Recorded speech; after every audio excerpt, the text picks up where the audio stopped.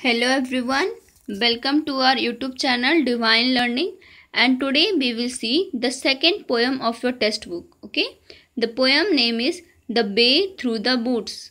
Okay, let's start.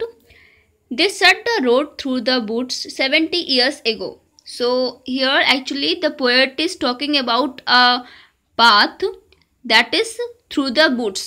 Okay so जंगलों के बीच में एक रास्ता है जिसके बारे में पोएट यहाँ पे बात कर रहे हैं. ठीक है, तो उस रोड को 70 साल पहले लोगों ने उसे बंद कर दिया था. ठीक है, weather and rain have undone it again and now you would never know there was once a road through the woods before they planted the trees.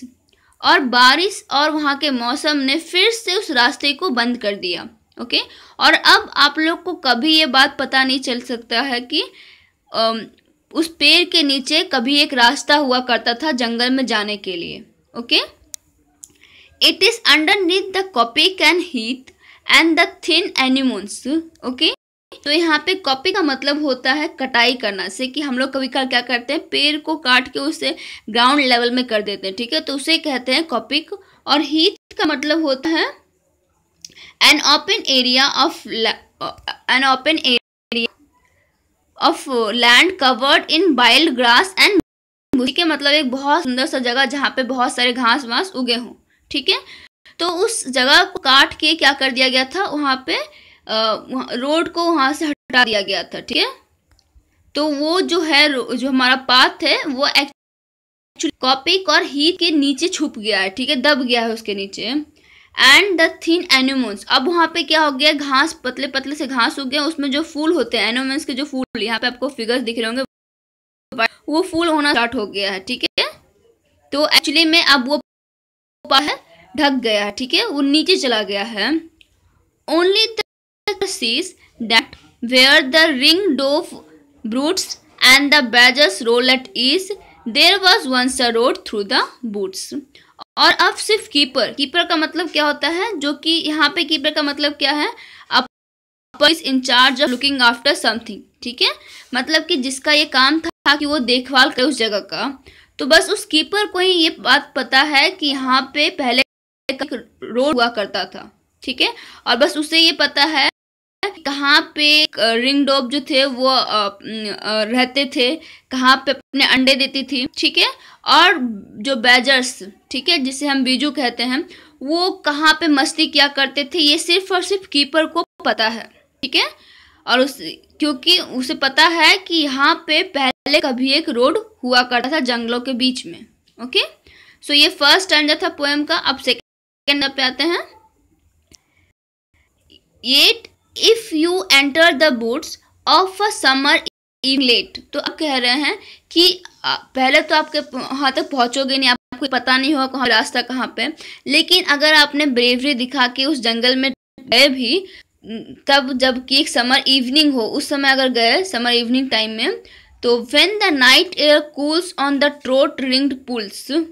ठीक है, तो उस समय क्या हो, ठंड का मौसम है, तो जो ट्रोट एक मछली से भरा हुआ जो पुल होगा, उस पर ठंड ठंड हवा चल रही होगी, बिल्कुल वहाँ का मौसम बहुत पीसफुल टाइप में होगा. Where the otter whistles his mate they fear not men in the woods because they see so few. ठीक है, और जहाँ पे कि ओटर एक तरह के एनिमल क्रिएचर हैं. ठीक है, दिखने में आपको नेबला की तरह लगेंगे, उसकी तरह. तो वो अपने मेट, अपने पार्टनर को बुलाने के विशिल करते हैं. ओके, तो और इन लोग को कुछ भी डर नहीं है, कुछ भी मेंस का, ह्यूमन बींग्स का डर नहीं है, क्योंकि इनको वहाँ पे कोई भी ह्यूमन बींग देखने को मिलते नहीं है, इनका कभी ह्यूमन बींग से सामना नहीं हुआ है. ठीक है, so you will hear the beat of a horse feet and the swish of a skirt in the dew. ठीक है, तो तब जाएंगे तो आपको आवाजें सुनाई देंगी. कैसी आवाज, घोड़े के चलने की आवाज सुनाई देगी. ठीक है, घोड़े की आवाज सुनाई देगी, और घोड़े की आवाज के साथ आपको किसी के स्कर्ट की, एक लेडी के स्कर्ट की सरसराने की आवाज, जब वो ओस की बूंदों पे चलते हैं तो स्कर्ट्स जो है वो सरसर करती आवाज करती, वो आवाज सुनाई देगी. ठीक है, steadily cantering through the misty solitudes. Cantering मतलब होता है यहाँ पे use to describe a horse running medium speed, यानी कि एक बहुत मीडियम स्पीड में वो लेडी अपने हॉर्स को चल रही है, ठीक है।